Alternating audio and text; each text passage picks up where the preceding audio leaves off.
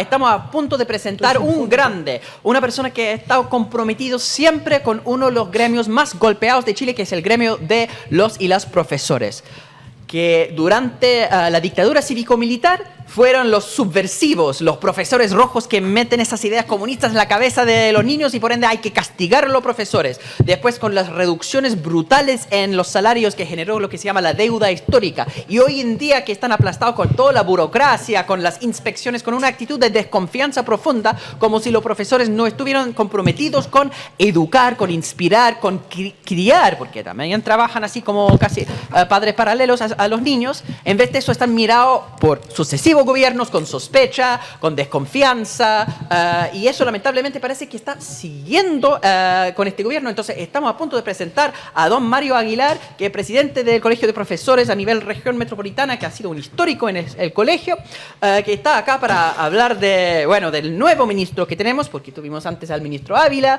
ahora tenemos al ministro Cataldo, pero la situación de los profesores más allá de este enroque de ministros parece que no está mejorando y han hablado de estar en situación de alerta. Es verdad, ha hablado el ministro Cataldo, ha dicho que la recuperación de la salud, de la educación pública va a demorar 10 años, ha dicho otras cosas más, pero Mario, en esta que es la voz de los profes, yo sé que ustedes están en estado de alerta hace mucho rato y no sé cómo están tamizando todo lo que ha dicho el ministro en la última entrevista. Bienvenido, y esta es tu casa, así que buenas tardes para ti. Buen día, son las 11:28, buen día para ti. Muchas gracias, Rodrigo y Hassan. Y Bernadita. Oye, primero agradecer la elegancia con que Hassan me dice viejo, dice histórico dirigente. Histórico, claro. Es muy Referente. muy elegante, le agradezco esa sutileza. Pero mira, las declaraciones del ministro Cataldo en una entrevista que da para un matutino del país, El Mercurio, a mí me dejaron preocupado. Me dejaron preocupado porque como que se normaliza y se valida la lentitud y la, digamos, inoperancia, voy a decirlo de algún modo, en dar respuesta frente a problemas urgentes.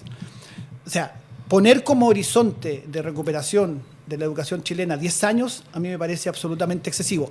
En rigor no lo dijo exactamente así, el titular es un poquitito mañoso. Porque no dice exactamente, pero sí da a entrever que podría llegar a demorar 10 años. A mí me parece una meta que no es acorde a la urgencia que el problema tiene. Y ojo, cuando estoy hablando de la recuperación de la educación, la reactivación de la educación chilena, no me estoy refiriendo al CIMSE, que suele ser una preocupación muy fuerte en la derecha y en ciertos sectores que tienen una concepción de educación muy, muy pobre, que creen y suponen que calidad de la educación o buena educación es simplemente el rendimiento en pruebas estandarizadas. Nosotros no compartimos esa visión. Eso es reducir a la educación meramente a un proceso de adiestramiento, porque para rendir en esas pruebas lo que tienes que hacer es adiestrar, repetir una cuestión media conductista de estímulo-respuesta. Y la educación, por lo menos para los que somos educadores de convicción, es muchísimo más que eso. Dicho eso, la reactivación educativa es necesaria, pero no por los puntajes CIMSE, sino que es necesaria porque la educación chilena viene a los tumbos desde hace muchísimo tiempo. Desde antes del estallido social, desde antes de la pandemia, ya la educación chilena mostraba indicadores extremadamente preocupantes. Y poner que 10 años sería el horizonte. Además, ojo, si se está pensando en volver únicamente o preocuparse únicamente de mejorar los puntajes que bajaron en el CIMSE, que eran absolutamente esperables que iban a bajar después de un año y medio los colegios cerrados, que han bajado en todo el mundo en las pruebas estandarizadas. Estados Unidos tuvo una baja incluso mayor que la chilena en términos de disminución de puntaje, y con eso no digo que no sea un tema preocupante, que hay aprendizajes importantes que obviamente están muy afectados, pero era bastante esperable.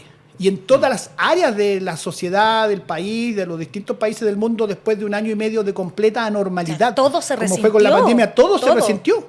Entonces, poner esto como suponer que la reactivación educativa tiene que ver únicamente con subir los puntajes, reducir el problema de manera muy estrecha. Y mira, ahora está esperando, recibí un mensaje de un colega de un colegio en una comuna de Santiago donde hay una plaga de ratones que lleva meses sin ser atendida. Meses. Una plaga de ratones que significa cuestiones bien concretas. Ratones que se atraviesan en el baño cuando los estudiantes acuden al baño a sus necesidades, que se atraviesan en la sala de clase, que bajan desde los techos hacia las salas. Entonces, que dejan sus propias necesidades. obviamente, en lugares. que es un problema sanitario Claro que sí. grave. ¿Qué aprendizajes normales, adecuados, correctos pueden haber en un ambiente donde tú tienes una plaga de ratones cotidianamente desde hace meses? ¿Qué aprendizajes normales, adecuados pueden haber en esas condiciones? Entonces, hay tanto que abordar en esta crisis educacional que ya lleva muchísimo tiempo, que a mí me preocupa que se ponga como horizonte 10 años para irlo resolviendo. Es verdad, también hay varias temáticas que tienen que ver con cosas que hemos hablado, hace mucho rato acá. Le pusimos el acento en términos de que los actuales métodos de medición son obsoletos, que no representan la actualidad de lo que de los niveles educacionales que queremos aspirar, ni las plataformas que queremos evaluar, que los profesores se sienten presionados, que ha habido conversaciones a las cuales ustedes no han tenido respuesta. Y ahora se suma, no solamente este hecho, te quería preguntar tu opinión, respecto a los focos. Porque yo sospecho también que Cataldo tiene el foco en mejorar el CENSE, por ejemplo. Pero también ha dicho de que ya no es prioritario la ESI, ¿cierto? Que es la educación sexual integral, como sí lo era para el ministro Ávila. Claro, lo que pasa es que Cataldo dice otra cosa que a mí me dejó preocupado. Cataldo prácticamente renuncia al programa de gobierno que había que presentó en marzo del Boris Alparo. 2022. Renuncia, 2021. dice, con este otro eufemismo que a mí me preocupa mucho, que es como, bueno, los programas son como suerte de líneas de orientación. Hojas de ruta, y después cambiamos la ruta. Claro, exacto. Entonces la hoja de ruta es muy fácil de cambiar. Y ocurre que yo creo que eso lesiona un principio básico de la democracia representativa, que es que los candidatos, ¿no es cierto?, presentan un programa, la gente se siente identificada con determinado programa y vota por ese programa porque me representa, pero ese programa después es casi desechado y botado a la basura. Entonces, yo entiendo que hay contextos políticos, entiendo que las situaciones, digamos, pueden ir teniendo su variación, pero uno no puede abandonar el programa de gobierno porque, mira, años atrás me acuerdo que en el gobierno 2 de Bachelet, en Bachelet 2, Ignacio Walker, que en ese momento era presidente de la Democracia Cristiana, dijo: el programa no puede ser una camisa de fuerza, para justificar el abandono total del programa. Y yo digo lo contrario, el programa sí debe ser una camisa de fuerza para los... Porque la gente vota por el programa. Exactamente, Claro. la gente vota por el programa y si tú abandonas el programa a poco andar por negociaciones políticas, por conveniencia, estás haciendo un fraude con la gente. Abandonas a tu electorado. Abandonas a tu básicamente. electorado y por lo tanto la democracia representativa se lesiona en su esencia, que yo voto por un candidato porque me va a representar durante todo el tiempo que va a hacer gestión. Si ese candidato, o sea, ya después electo, abandona la representación, se produce un fraude a la democracia que es demasiado grande. Entonces, hay varias cosas preocupantes en la entrevista al ministro, más allá de que el titular fue mañoso. Y lo pusieron en portada, además. Portada, ministro Cataldo dice que demorará 10 años la reactivación y lo dijo, pero lo dijo tan centralmente como lo pusieron ahí. Pero de que hay un problema en la educación chilena, sin duda hay un problema. Y normalizar la lentitud, normalizar que el Estado es ineficiente, normalizar que las cosas toman muchísimo tiempo en resolverse, creo que va lesionando la confianza en la democracia y va lesionando la confianza en el funcionamiento del Estado y eso es extremadamente peligroso, me parece. ¿Y en qué estaría la clave para que esos 10 años se transformaran en 5?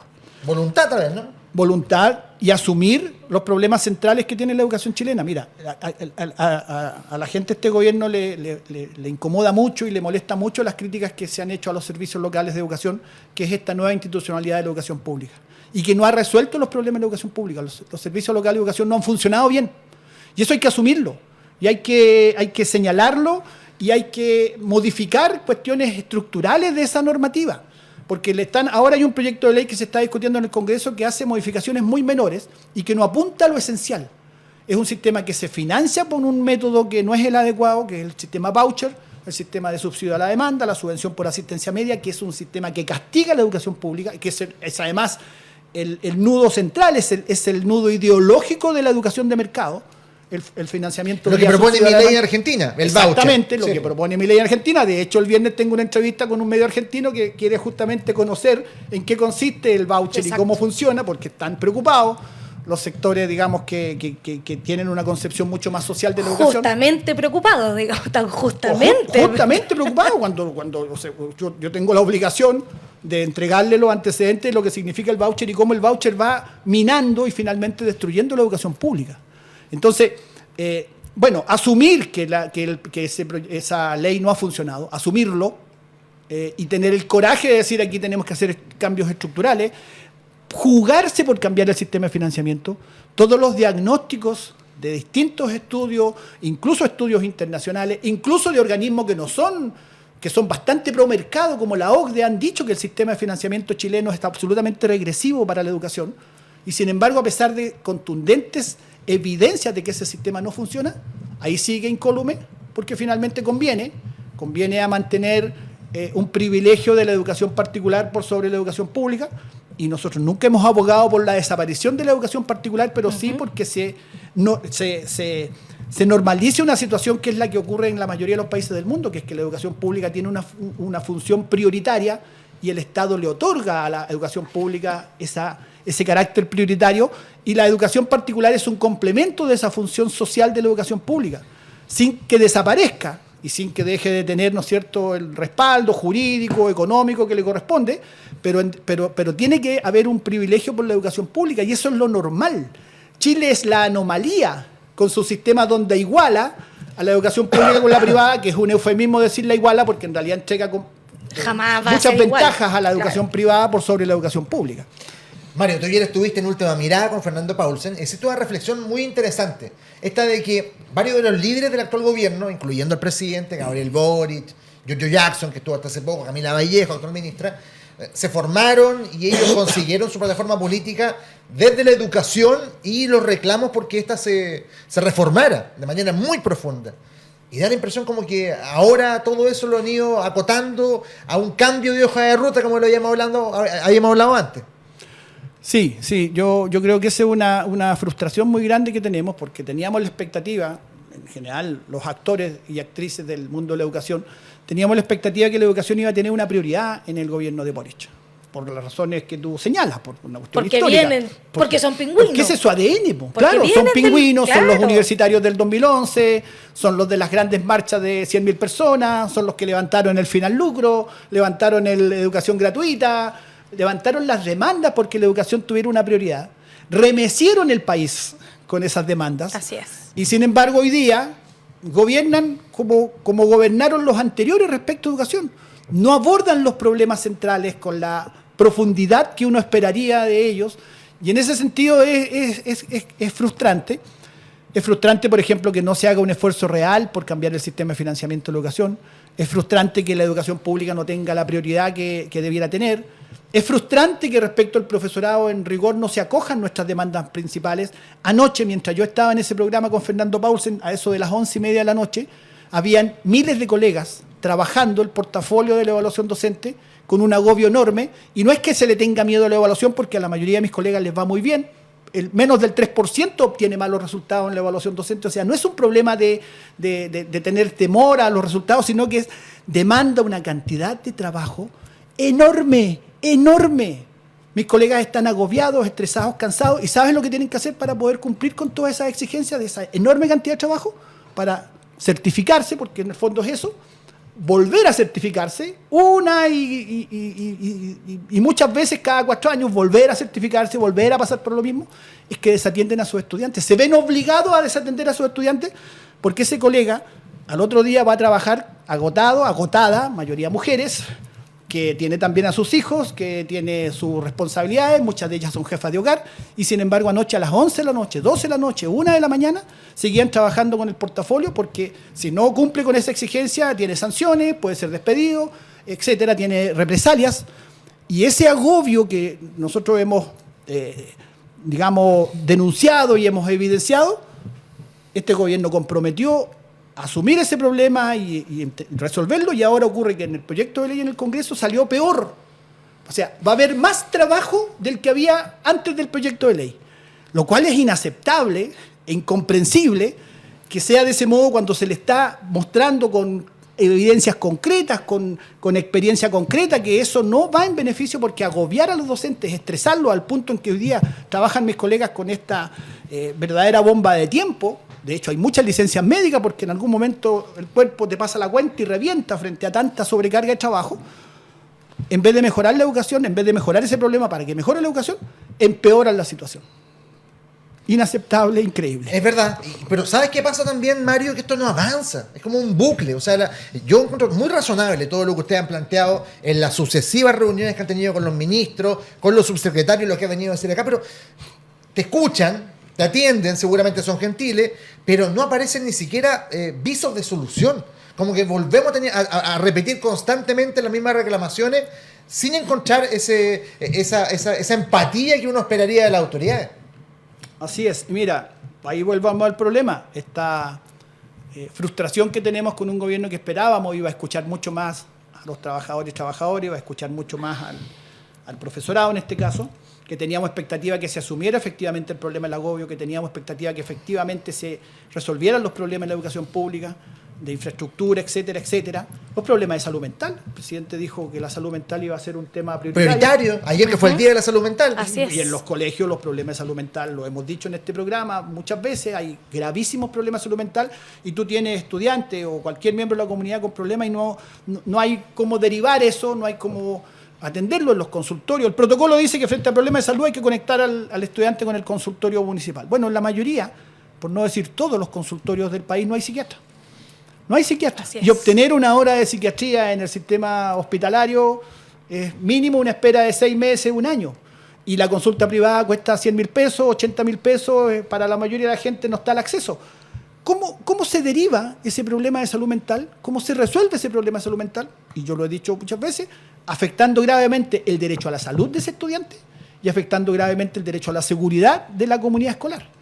Se afectan muchos derechos cuando no se atienden estos problemas de salud mental. Bueno, esos son los ejemplos que digo de que teníamos la expectativa de que esos problemas se iban a abordar. Y ocurre que hoy día, al menos en el Parlamento, predomina la derecha. Porque en ese proyecto de término a la doble evaluación, que es un proyecto bastante engañoso, finalmente la derecha impuso sus condiciones y el gobierno le aceptó esas condiciones a la derecha. Y lo debo decir con un poco de dolor, lamentablemente nuestro gremio no estuvo la fuerza suficiente ahí. No estuvieron con la fuerza que debía ser quienes nos tenían que representar a nivel nacional para impedir que avanzaran las indicaciones de la derecha y finalmente el proyecto saliera peor el remedio que la enfermedad. Es complejo esto. Te voy a leer algunos comentarios de la comunidad que nos dice Gloria: este gobierno se molesta porque no están de acuerdo con él. Andrea: bien Mario Aguilar, habla por muchos profesores y profesoras. Galvez nos dice: totalmente de acuerdo con el profe Aguilar, predicaron pero no han practicado. María Genoveva: así es como se salvan las ISAPRES, el Senado podría salvar la deuda histórica del profesorado. Felipe Rodríguez: sobre el tema de la evaluación docente, incluso existen empresas que asesoran a los docentes, eso significa que es demasiada la carga que esto significa, o sea, hay como una pyme ahora para ayudarte a hacer esto, porque en el fondo tienes que responder en la preparación de las clases, en la evaluación de los alumnos, enfrentando los problemas también administrativos que representa un cargo, y la evaluación. Entonces, se generó una pyme a partir de esto. Sí, sí. Claro, porque muchos colegas se ven tan agobiados que tienen que recurrir a asesoría. Su rincón del vago para los profesores Claro. ahora. No tanto como eso, pero mira, lo que se tiene que entender por parte del sistema, que no es arrinconando a los profesores y profesoras, no es agobiándolos, es al contrario. Si nos dejaran trabajar tranquilos, si nos quitaran esta sobrecarga de trabajo burocrático administrativo, te agrego la cantidad de informes que hay que llenar, que las evidencias, que este papeleo, que este otro papel, ya no es papel porque se hace online, pero se entiende lo que digo, ¿no? Toda esta cantidad enorme de trabajo burocrático administrativo inútil, que no sirve para nada, que no sirve para hacer mejores clases, que no sirve para atender mejor a tus estudiantes. Hay un ejemplo que yo lo repito mucho, pero que es real. Muchas veces tú vas en el recreo caminando y vas corriendo porque tienes que ir a llenar un informe. El recreo, por ley, es una pausa de 15 minutos que es de descanso para el docente, tal como para los estudiantes, y sin embargo, la mayoría de mis colegas lo que tienen que hacer en esos 15 minutos es avanzar con ese trabajo administrativo. Tú a veces vas caminando hacia la sala de profesores y un alumno te dice: profe, necesito hablar con usted. A lo mejor tiene un problema emocional, a lo mejor tiene una situación grave que lo afecta, y muchas veces el profe tiene que decirle: no te puedo atender ahora, porque tengo que ir a llenar ese maldito papel, que si no lo lleno me van a sancionar. Si no completo esas malditas evidencias que nadie lee y para nada sirven, y desatiende a su estudiante. Eso es muy doloroso para un profesor. Es muy doloroso porque nuestra razón de ser son nuestros estudiantes, y muchas veces tienes que postergar a tus estudiantes por cumplir con las exigencias burocráticas administrativas o por seguir trabajando con el portafolio, por seguir trabajando con estas evaluaciones, estas exageradas y permanentes evaluaciones a las que está sometido el profesor para rendirle cuenta a una burocracia. Porque por último, si tú en tu evaluación le rindieras cuenta a tu comunidad y tu comunidad te diera feedback y te dijera, mira, podemos mejorar esto, entre todos avanzamos y mejoramos. Pero no es eso, el objetivo de la evaluación docente es simplemente un encasillamiento profesional salarial y control. Control, tener al profe allí lo más controlado posible, lo más agobiado, que tenga el menor tiempo para conversar con sus colegas, porque como dijo alguno de ustedes al inicio, el profesorado es peligroso porque hace pensar, porque invita a pensar, porque invita a tener juicio crítico frente a lo que está pasando. Y eso al poder le molesta, le incomoda y históricamente siempre ha tenido al profesorado ahí como, ¿no es cierto?, un grupo al que hay que tener ahí lo más controlado posible. Es verdad. Hassan. A ver, yo estoy de acuerdo con las conclusiones de Mario acerca de la insuficiencia del gobierno y el hecho que hay tanta continuidad con las gestiones anteriores, pero no estoy de acuerdo con la argumentación.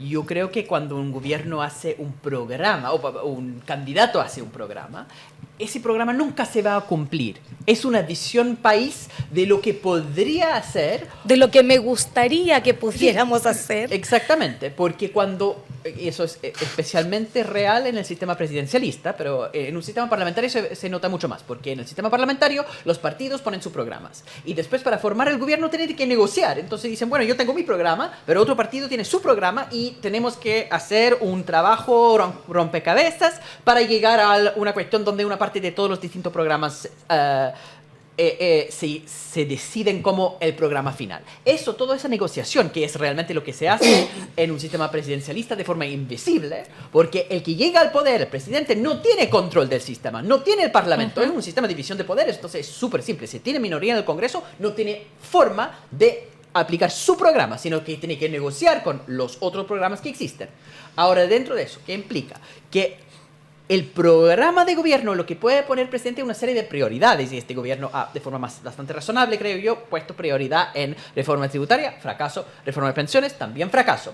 Entonces, el tema de la agenda legislativa, todas las promesas que están en el programa, no creo que sea un fraude democrático, es el sistema presidencialista. Si los tipos quieren que se cumpla el programa del presidente, que voten para el partido del presidente del Congreso. Si no, si van a dar una mayoría al otro lado, entonces esto es lo que ha decidido la voluntad del pueblo. Nadie más tiene la culpa de este tipo de bloqueo. Ahora, otra cosa es la gestión cotidiana que no requiere de legislación. Porque hay mucho que puede hacer el Ministerio de Educación con cambios que son administrativos. Y ahí parece que hay muy poca innovación. No se nota una diferencia en el uso de los poderes que sí tienen para hacer las cosas de manera distinta, para cambiar el paradigma de la educación, por lo menos en los espacios donde lo pueden hacer. Entonces yo pregunto, ¿eso es inexperiencia o que realmente tienen una visión distinta ahora? Como cuando uno conversa con esa persona, porque al final son personas que han estado con un dirigente histórico como usted hace tiempo, o sea, eso no es nuevo. ¿Cómo le responden a eso? Sí, mira, muy interesante tu reflexión, porque la primera parte me parece un tema muy de fondo, porque lo que tú estás evidenciando y que es así como funciona, tú estás evidenciando que la famosa democracia representativa cojea bastante, porque finalmente el poder no es del pueblo. Tú lo estás diciendo. No es el gobierno del pueblo, por el pueblo y para el pueblo, como definió Lincoln, ¿no es cierto?, que la definición de democracia, sino que es el poder de las cúpulas dirigentes de los distintos partidos que entre sí negocian, y tú lo describiste muy bien, así opera. Pero entonces no nos contemos el cuento de que vivimos en una democracia representativa donde el pueblo manda. No nos sigamos contando ese cuento, porque tu descripción fue muy certera y muy correcta de lo que es, pero bueno, esa es otra discusión que va mucho más allá de la discusión que estamos teniendo sobre educación ahora. Dicho eso, a mí me parece que hay un poco de las dos cosas. Hay un poco de inexperiencia, ¿sí? Aunque Cataldo, ojo, y Cataldo trabajó en gobiernos anteriores en el Ministerio de Educación, lo conoce bastante bien, conoce bastante al profesorado, Cataldo, y conoce bien los problemas del profesorado porque es profesor y además trabajó en el colegio profesor. Él fue asesor de Jaime Gajardo cuando él era dirigente del colegio. Ah, claro, porque comunista, claro. Exacto, entonces, digamos, conoce el mundo docente, y ahí entramos al tema de la voluntad. O sea, aquí me parece que se optó por no está dicho así, pero hay una suerte de cogobierno con la derecha. A mí me parece que cuando la derecha presenta algunas indicaciones que son absolutamente regresivas en este proyecto que estaba señalando, el de fin a la doble evaluación, que es un eufemismo porque no hay tal fin a la doble evaluación, hay una fusión de leyes más bien, no va a disminuir el agobio docente por esa ley, pero además la derecha presentó indicaciones que empeoran la situación, ponen más exigencias todavía y el gobierno las negoció con ellos. Y yo creo que ahí el gobierno mostró la hilacha, por decirlo, porque podría haber vetado las indicaciones de la derecha, las podría haber vetado porque en alguna medida implicaban gasto, y sabemos que cualquier indicación que implique gasto, el gobierno tiene la posibilidad de o patrocinarlo o vetarlo, y no lo hizo, no lo vetó, y efectivamente la ley finalmente está saliendo con condiciones peores que las que tiene la ley actualmente. Negociación fue a cambio de algo, supongo. A cambio que le aprobaran el proyecto. Ya, y no vale la pena. No vale la pena. No vale la pena aprobarlo en esas condiciones donde esto empeora. Lo digo, salimos para atrás. Salió peor el remedio que la enfermedad porque no hay tal término de la doble evaluación docente por un lado. Sigue exactamente el mismo. Todo esto que describí de la situación que vive un profesor, que hoy en esta noche miles de profesores, en vez de estar descansando a las 11, 12 de la noche, van a estar trabajando en el portafolio. Eso no mejora, sigue exactamente igual. Y para peor se le agregaron indicaciones que, a ver, te lo voy a simplificar. Profesores que alcanzando cierto nivel, de ahí en adelante se seguían evaluando solo de manera voluntaria, y por lo tanto era una regla del juego que estaba en la ley desde el inicio, esa regla del juego la cambian y ahora sí tienen que someterse a seguir evaluándose cada 4 años, lo cual me parece que es la pérdida de un derecho adquirido. Y si tú estás planteando que hay que modificar un sistema porque genera demasiado agobio y una sobrecarga exagerada de trabajo, no puede ser que el proyecto de ley termine aumentando esa carga de trabajo en vez de disminuirla. Y haciéndola obligatoria. Haciéndola obligatoria. Sí. Lo que está describiendo Mario es lo que se conoce formalmente como la falacia del político, porque es una falacia lógica en eso.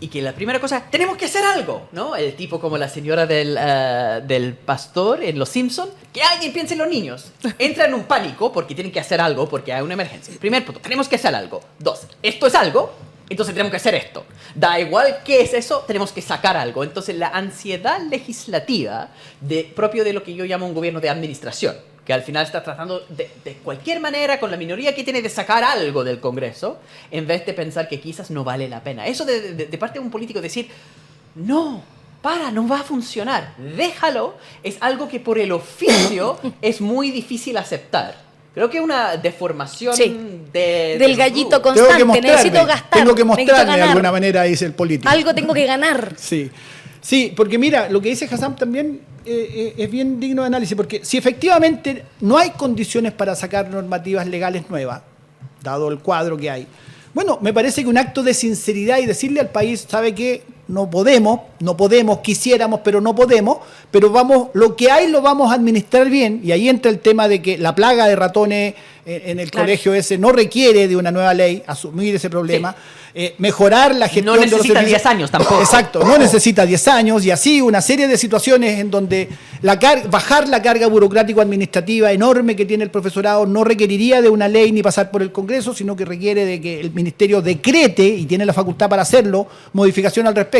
Bueno, eso ya sería algo. Y sería mucho más eficiente que enviar proyectos de ley que a la larga no modifican nada y en este caso incluso empeoran la situación. Ahí está la crítica constructiva, que escuchen. Tal cual. Como siempre, es un agrado tenerte, Mario, acá en La Voz de los Profes. Sigue el estado de alerta. Nosotros también estamos muy atentos a todo lo que se vaya desarrollando durante las próximas semanas. Y ojalá que llegue el minuto en que cada cual asuma la responsabilidad que corresponde y coloque como primer norte el beneficio de la comunidad a partir de la mejora de los sistemas de educación. Bueno, muchas gracias por la invitación. Siempre un agrado venir a este programa. Nos vemos. Gracias, que estén muy bien. Por supuesto. Creemos en la democracia y en los derechos humanos.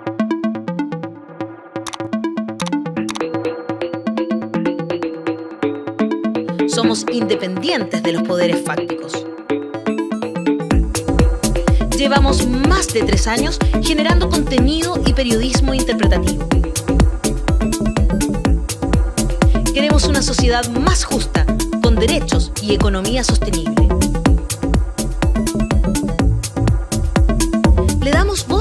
que importan.